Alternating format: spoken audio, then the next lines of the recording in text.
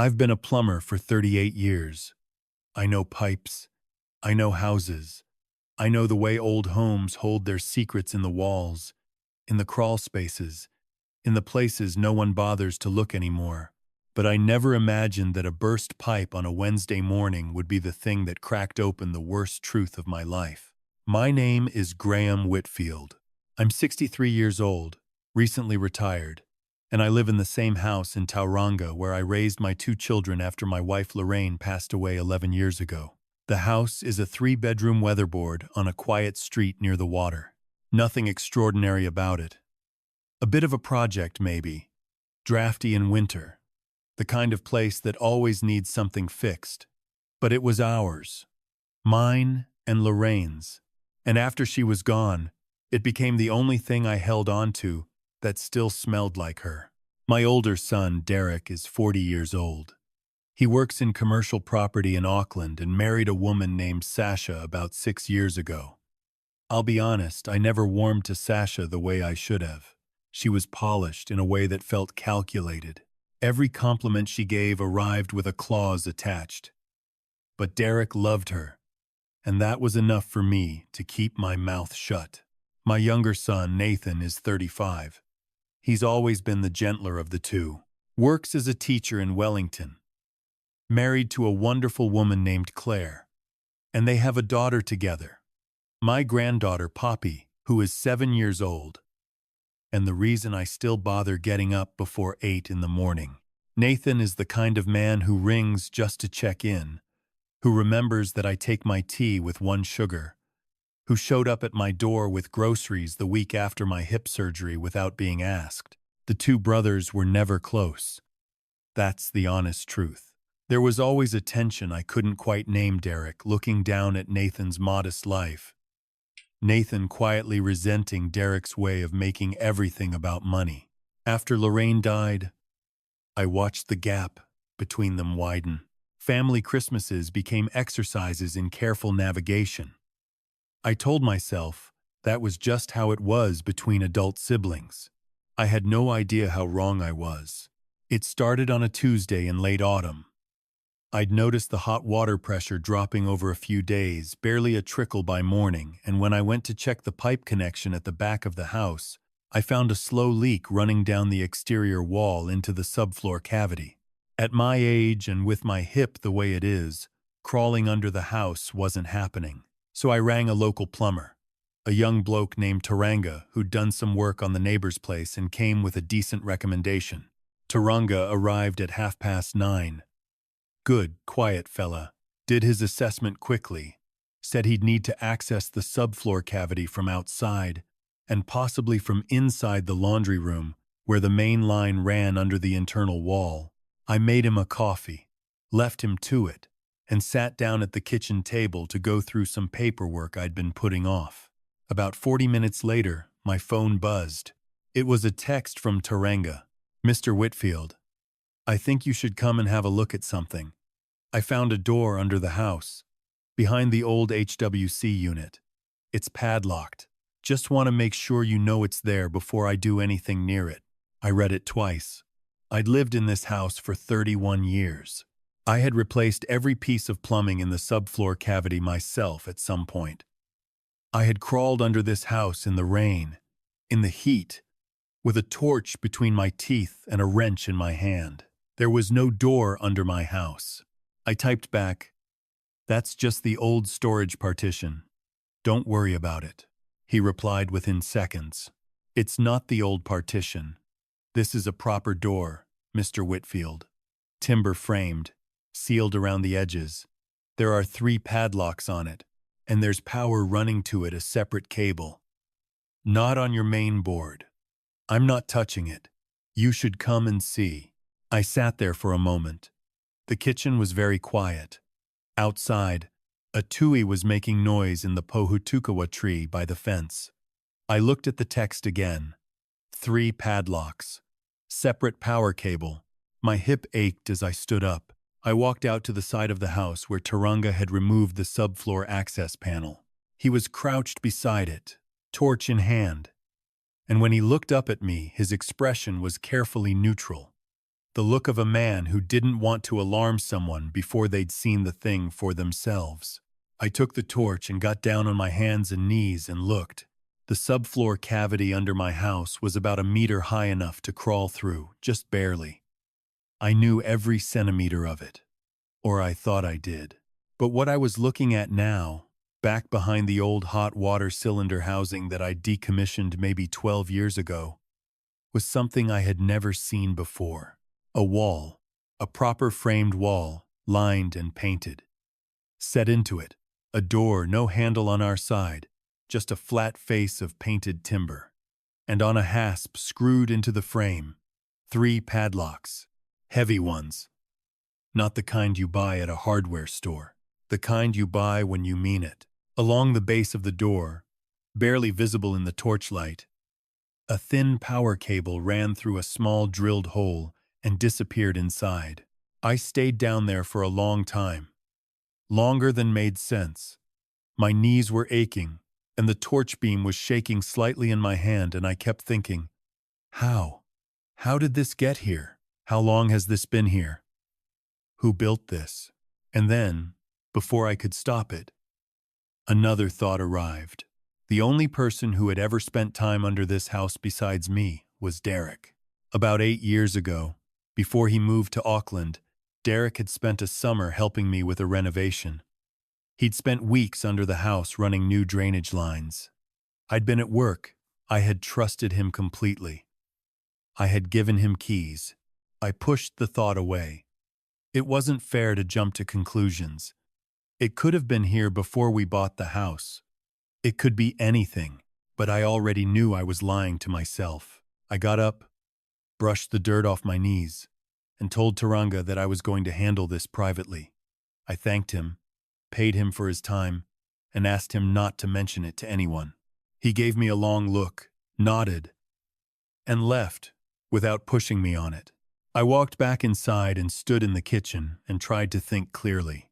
I wanted to call Nathan. But Nathan lived in Wellington, 400 kilometers away. I didn't want to frighten him until I understood what I was dealing with. I thought about calling the police, but something stopped me. The same stubborn, foolish pride that stops fathers from admitting that something in their own house, in their own family, might be badly, catastrophically wrong. Instead, I called Derek. He answered on the second ring, bright and confident, the way he always was. I told him calmly that I'd had a plumber in and that we'd found something under the house. I described what I'd seen. The wall, the door, the padlocks. There was a pause on the line, just a fraction too long. "Dad," he said, "that's probably just the old partition from before you bought the place. I remember seeing something like that when I was doing the drainage work. Derek, there are 3 padlocks on it, and a power cable that isn't on my main board." Another pause. "I don't know anything about that. You sure Tauranga didn't get turned around under there?" I looked myself. "Okay. Well, maybe ring a locksmith? Could be old storage the previous owners left. Could be anything." He was casual, slightly too casual. I had been a father for 40 years, and I knew what Derek sounded like when he was performing calm. I hung up and sat in silence for a very long time. Then I thought about Nathan, and I realized I hadn't heard from Nathan in 11 days. That was unusual. Nathan rang every 4 or 5 days without fail. Claire had texted me a week ago saying Nathan was fine, just busy with a school project, not to worry. I had accepted that. But now, sitting in my kitchen with the image of 3 padlocks behind my eyes, something in my chest went cold. I rang Claire. She answered quickly, but her voice was tight, stretched thin, over something she was holding back. "Claire," I said, "where is Nathan?" A long silence. "Claire, Graham." Her voice dropped to almost nothing. "I don't know." The world shifted. She told me it had been 11 days since she'd last seen him. They'd had a difficult conversation, a disagreement about money, about a property investment Nathan had apparently gotten involved in against her advice. He'd said he needed a few days to clear his head. He'd said he was going to stay at a friend's place in Hamilton, but the friend hadn't seen him. His phone went to voicemail. She had filed a missing persons report with Wellington Police 6 days ago. 6 days. My son had been missing for 6 days, and no one had told me. I asked her why she hadn't called me. She said Nathan had specifically asked her not to worry me, that he'd told her just before he left that if anything happened, she shouldn't call his father first. She should call the police. If anything happened. I was already standing up, already moving toward the door. I rang the police non-emergency line and told them I thought I might know where my missing son was. I told them about the room under my house. I told them I needed someone here now. They took the details and told me a car would be sent and to stay outside the property and not attempt to enter or interfere with anything. I waited on the front path. Every minute felt like something physical pressing down on me. The tui was still singing in the Pohutukawa. The afternoon light was going golden and flat across the street. Normal neighborhood, normal day.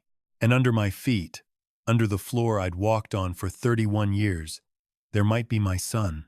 2 officers arrived within 20 minutes. They were both young, professional, and took me seriously, which I appreciated. I showed them the subfloor access. One of them went under with a torch and came back out with a different expression than when he'd gone in. He got on his radio immediately. Within 40 minutes, there were 5 vehicles on my street and a specialist unit with cutting equipment. They broke the padlocks. All 3. I was not allowed to go under the house. I stood in my front garden and watched people I didn't know go in and out of a hole in the side of my house. And then I heard something. A voice. Weak and cracked and unmistakable. Nathan. He had been in that room for 9 days. The room under my house was roughly 3 meters by 4 meters. It had a camp stretcher, a chemical toilet, a small electric heater, and a crate of tinned food with a manual opener. There was a padded sleeping bag, a bucket of water. Whoever had put him there had not wanted him to die quickly. They had wanted him contained. Nathan was severely dehydrated, disoriented, and had lost significant weight. I sat with him for the first 4 hours while he came back to himself. He had a bruise along his jaw where he'd been struck when he was taken. His wrists were chafed from a cable tie that had since been removed. He'd worked it loose on the 3rd day. He told me what had happened. 6 weeks before he disappeared, Derek had come to Nathan with a business proposal. A property deal involving a commercial block in Tauranga, the family home. Specifically, which was still in both our names from when Lorraine and I had updated the title years ago. Derek had found a buyer. A significant sum. He needed Nathan's signature to proceed with a sale. Nathan had refused. The house was not just an asset to him. It was where his mother had lived, where Poppy had taken her first steps at Christmas 2 years ago on the back lawn. He told Derek to find another way. Derek had come back twice more over the following weeks. Each time, Nathan had refused. The final conversation, Nathan told me, had ended with Derek saying, and I remember these words, exactly as Nathan recounted them. "You're going to sign it eventually. I'll make sure of it." Nathan hadn't taken the threat seriously. He should have. The plan, as it eventually came out, had been Derek and Sasha's together.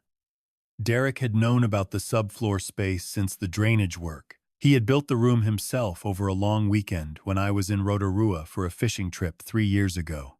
He had told Sasha it was for storage. Whether Sasha had known its intended purpose from the start was something the courts would later spend a great deal of time deciding. On the night Nathan disappeared, Derek had rung him claiming I had been taken to Tauranga Hospital with a cardiac event. Nathan had driven straight up from Wellington without telling Claire where he was going. He didn't want to scare her until he knew how serious it was. Derek had met him at a petrol station on the edge of town and had driven him the rest of the way. He had never taken Nathan to the hospital. He had taken him home, my home, and put him under the house. The plan was to keep him there until he agreed to sign the sale documents. Derek had brought a notary contact who, under what circumstances I do not know, was apparently willing to witness a signature under duress. He had given Nathan 5 days to decide. When Nathan refused, he extended it. He told Nathan that if he called out, no one would hear him. He told Nathan that the neighbors were away.